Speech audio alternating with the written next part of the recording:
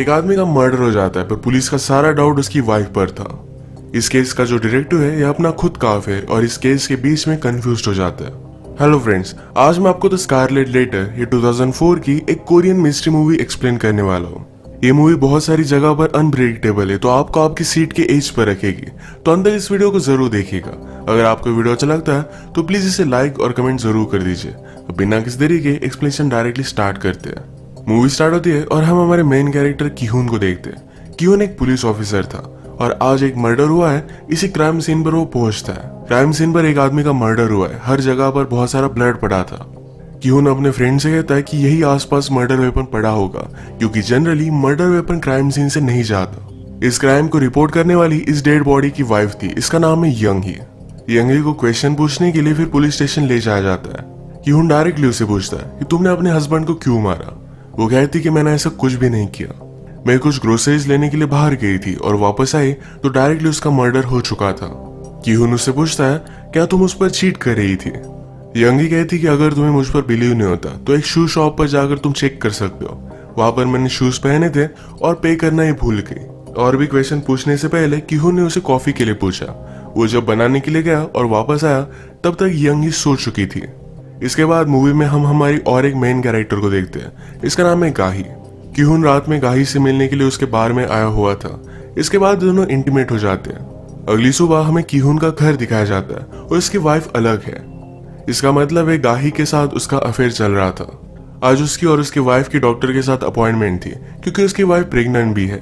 जिस तरीके से अपनी वाइफ से वो बात करता है, इससे हमें पता चलता है कि उनकी मैरिज में कोई भी प्रॉब्लम नहीं थी। नेक्स्ट सीन में सारे पुलिस ऑफिसर यंगी के हस्बैंड के मर्डर के बारे में बात कर रहे थे।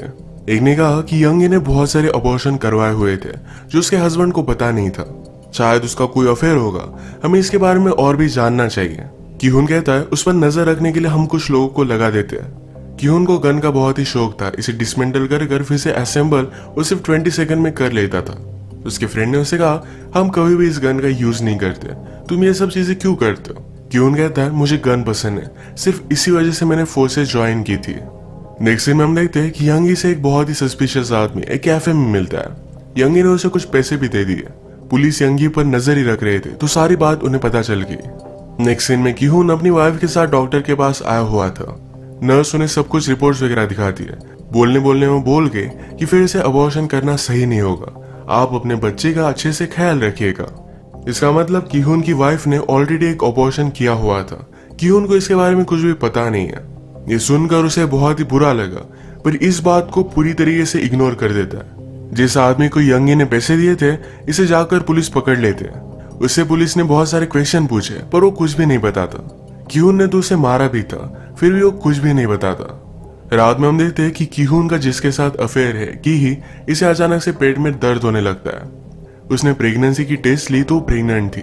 यंगी के हस्बैंड के ऑटोप्सी की रिपोर्ट आ चुके थे तो किहुन यंगी से मिलने के लिए उसके पास गया।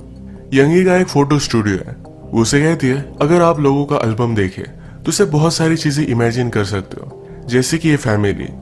यहाँ पर मुझे लगता है कि इनका बेटा मिलिट्री में होगा। जब वो वापस आया तो सारी फैमिली ने वैकेशन ली है। उसके साथ उसकी गर्लफ्रेंड भी है जो आज बहुत ही ऑकवर्ड है।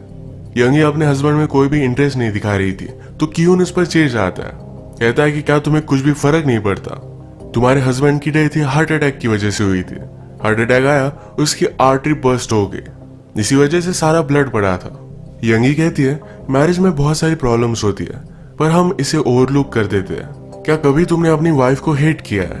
मैं भी अपने हस्बैंड को बहुत ही हेट करती थी, 5 साल हो गए, पर फिर भी मेरी फीलिंग्स बदली नहीं। रात में किहुन घर पर आया, वो अपनी वाइफ के लिए अच्छा सा कुक करता है। किहुन की वाइफ सीहुन उसे अबॉर्शन के बारे में बताना चाहती थी, पर किहुन इस बात को पूरी तरीके से इग्नोर कर देता है। उसे घर पर घी का कॉल आया, उससे मिलना चाहती थी पर किहुन ने उसे पूरी तरीके से इग्नोर कर दिया।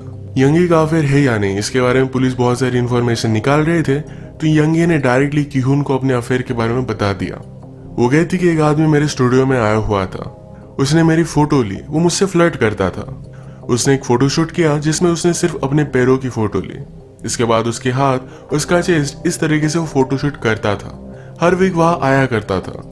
वो एडमिट करती है कि स्टूडियो में उसे बहुत ही अकेला महसूस होता था, तो जब वो आता तो उसे बहुत अच्छा लगता। उसकी कंपनी के लिए वो थैंकफुल थी। इसी तरीके से इनका अफेयर हो गया था। एक दिन फिर जब यंगी का हस्बैंड स्टूडियो में था तो उस आदमी ने जो फोटोज यंगी की ली थी ये उसने पकड़ ली। एक फोटो में आई लव यू यंगी ये भी लिखा हुआ था। इस बात पर यंगी और उसके हस्बैंड के बीच में फाइट हो जाती है। वो वैसे ही वहां से भाग गई थी। जब वो वापस आए तो उसके हस्बैंड का मर्डर हो चुका था। ये सब सुनने के बाद रात में कीहू अपनी वाइफ के कंसर्ट पर जाता है। उसकी वाइफ अच्छा सा वायलिन बजाती है। कंसर्ट के बाद एक पार्टी थी और इस पार्टी में गी भी आई। गी आकर डायरेक्टली सुhyun से बात करती है। इससे हमें पता चलता है कि दोनों कॉलेज की फ्रेंड्स हैं। कीहुन भी गी को यहाँ देखकर सरप्राइज था। पार्टी में गी ने कीहुन को कॉल लगाया। उसने कहा कि कोई खोई हुई चीज अगर तुम फिर से पा लो तो जिस तरीके से खुशी होती है, क्या मुझे देखकर भी तुम्हें उसी तरीके से खुशी हुई? बात करते करते वो उसके पास आए। उसने कहा क्या तुम्हें याद है हम फर्स्ट टाइम कहाँ इंटीमेट हुए थे? बात करते करते उसके पास आए, कहा कि मैं प्रेग्नेंट हूँ। इन दोनों को पास आता देख सुhyun ने देख लिया था। कीहुन भी गी के पीछे पीछे गया। कीहुन उसे अबॉर्शन करने के लिए कह रहा था पर गी इस बात पर बहुत ज्यादा गुस्सा हो गई। वो यहाँ से चली जाती है। उसने कहा कि तुम हंसी खुशी अपनी वाइफ के साथ रह सकते हो, मैं तुम्हारा घर नहीं तोड़ने वाली। अगर मुझे प्रॉब्लम होता तो सुhyun से मैं तुम्हें कभी शादी करने ही नहीं देती। अगले दिन कीहुन फिर से उसे मिलने के लिए आया। उसे वो सॉरी कहता है।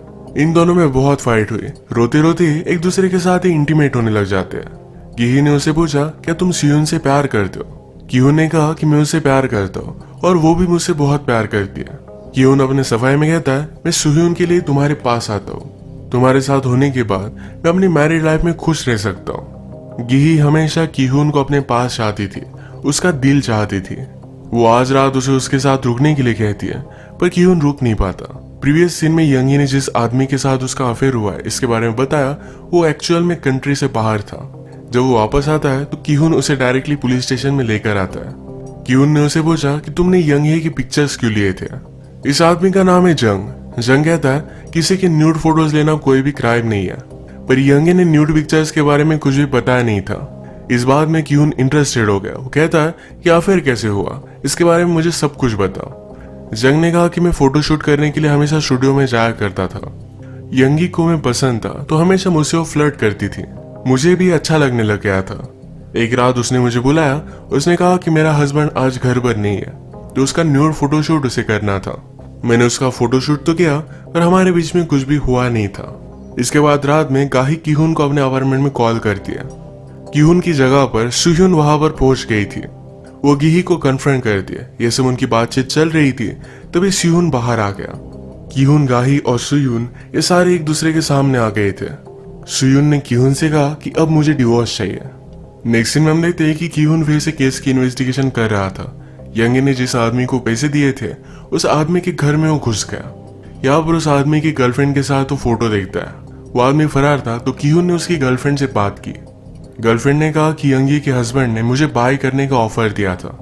वो चाहता था कि मैं उसे बेबी दूं, इसके बदले में मुझे बहुत सारे पैसे देने वाला था। ये बात उसके बॉयफ्रेंड को अच्छी नहीं लगी। बॉयफ्रेंड को भी यंगी के हस्बैंड ने यंगी पर नजर रखने के लिए हायर किया था। जब यंगी के हस्बैंड को पता चला कि उसका अफेयर चल रहा है तो इस बॉयफ्रेंड को बहुत डांटता है। बॉयफ्रेंड वैसे भी यंगी के हस्बैंड पर बहुत ज्यादा गुस्सा था तो डायरेक्टली उसने एक चीज ली, उसके सर पर वो मारता है। सर पर मारने की वजह से कुछ कॉम्प्लिकेशन हुई और इसी वजह से यंगी के हस्बैंड को हार्ट अटैक आया था। ये सब पता चलने के बाद कीहुन उसे अरेस्ट कर लेता है। उसे लॉन्ग टर्म सजा भी हो गई। इस केस को सॉल्व करने की वजह से कीहुन को मेडल दिया जाता है। इतना सब कुछ होने के बाद भी कीहुन सुhyun के साथ ही घर में रह रहा था। वो उसके लिए गिफ्ट वगैरह लाता है। उसे अवार्ड मिलने के बाद उसके साथ गाही थी। आज गाही का बर्थडे है पर कीहुन इसके बारे में भूल गया था। ये दोनों एक लेक के पास आते हैं। कीहुन अपनी वाइफ को एक प्रेजेंट देना भूल गया था। यही प्रेजेंट उसने गाही को दे दिया। वो कार की ट्रंक में बैठी थी और उसे किस करने लगती है। उसने मजाक में कीहू को अंदर खींच लिया और उनकी गाड़ी की ट्रंक बंद हो जाती है। ये दोनों इसमें लॉक्ड हो गए और ये बाहर भी निकल नहीं पा रहे थे। गाही ने मजाक में कहा कि अगर हमारी यहाँ डेथ हो गई तो सबको लगेगा कि हमने दोनों मिलकर सुसाइड कर ली है। ये सुनकर कीहुन को बहुत ही सफोकेटेड लग रहा था। यहाँ से बाहर निकलने की वो बहुत कोशिश करता है पर कुछ भी कर नहीं पाता। एक दिन बीत गया पर फिर भी वो घर नहीं आया था तो सुhyun ने पुलिस को कॉल कर दिया था।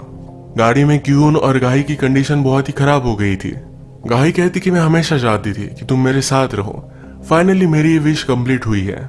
ये गाड़ी के ट्रंक में ही सुबह एक साथ उठे। कीहुन यहाँ मरना नहीं चाहता था। वो अपनी गन लेकर ट्रंक को बहुत शूट करता है पर फिर भी बाहर निकल नहीं पाता। अचानक से गाही को ब्लीडिंग होने लगी। उसे यहीं पर मिसकैरेज होने लग गया था। गाही ने अपनी लाइफ में जो भी डिसीजन लिए, इस डिसीजन को रिग्रेट कर रही थी। हमें पता है कि गाही और सुयू ने दोनों एक साथ कॉलेज में थे, तो अब हुआ क्या था इसके बारे में हमें पता चलता है। एक्चुअल में सुयू ने गाही की स्टूडेंट थी, तभी उन दोनों में अफेयर हो गया था। वो दोनों एक दूसरे से बहुत प्यार करती थी। उस वक्त कीहू ने गाही का बॉयफ्रेंड था।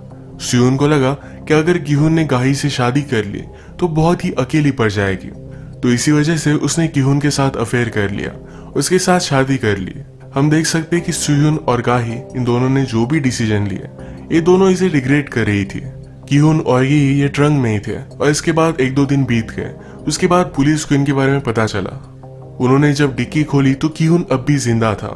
ब्लीडिंग की वजह से गाही की डेथ हो चुकी थी। बाहर निकलने के बाद कीहून बहुत रोता है। उसने जो भी किया इस सारी बात पर उसे पछतावा आ रहा था। यंगी के हस्बैंड के मर्डर केस की इन्वेस्टिगेशन करते हुए सुयून को पता चला कि एक्चुअल में मर्डर का टाइम ये जरा लेट था। उस आदमी ने यंगी के हस्बैंड को जब मारा, उसके बाद 1 घंटे के बाद यंगी के हस्बैंड की डेथ हुई थी। इस बारे में वो बहुत सोचता है और फिर वो यंगी के पास आया। यंगी भी इस बात को एडमिट करती है कि जब वो ग्रोसरी स्टोर से वापस आए तो उसका हस्बैंड जिंदा था। अगर उसे हॉस्पिटल लेकर जाती तो जी सकता था, पर यंगी ने उसे मार डाला। कीहून ने जिस आदमी को जेल में डाला है वो ऑलरेडी जेल में जाकर आया था, तो कीहून को लगता है कि फिर से जेल में रहना उसके लिए ज्यादा कुछ हार्ड नहीं होगा। वो यंगी के बारे में किसी को कुछ भी नहीं बताएगा। कीहून ने भी पुलिस का जॉब अब छोड़ दिया था। यंगी का जंग के साथ अफेयर था। जंग ने यंगी के लिए एक फोटो में आई लव यू लिखा था। ये फोटो कीहून भी उसे यंगी को देता है, कहता है कि वो अब भी तुमसे प्यार करता है, तुम अगर चाहो तो उसके पास जा सकती हो। यंगी कहती है अगर मैं उसे प्यार करती हूँ तो फिर भी मैंने जो भी किया, क्या सब कुछ सही था या सारे मेरे क्राइम्स माफ हो गए? कीहून ने खुद प्यार में बहुत सारी गलत चीजें की, तो इसका वो आंसर नहीं दे पाता। उसके गलत डिसीजन की वजह से वो पूरी तरीके से अकेला पड़ चुका था। वो रात में घर आकर बहुत रोता है और इसी के साथ ही मूवी एंड हो जाती है। ये मूवी एक पॉइंट प्रेजेंट करती है कि प्यार में लोग गलत चीजें कर सकते हैं, पर फिर भी उन्हें उसे भुगतना पड़ता है। फाइनली कीहून अकेला पड़ चुका था। यंगी अपने हस्बैंड के मर्डर के गिल्ड में जी रही है। इस गिल्ड में जीना भी एक सजा से कम नहीं था। तो इसी के साथ आज का वीडियो हम खत्म करते हैं। अगर आपको एक्सप्लेनेशन अच्छा लगा तो प्लीज इसे लाइक कर दीजिएगा। मैं बहुत सारी मूवीज लेकर आता रहता हूँ, तो प्लीज इस चैनल को सब्सक्राइब कर दीजिए और बेल नोटिफिकेशन आइकॉन दबाना मत भूलिएगा। हम फिर से मिलेंगे और एक नई मूवी के साथ। तब तक के लिए थैंक यू और आप अपने आप का ख्याल रखिए।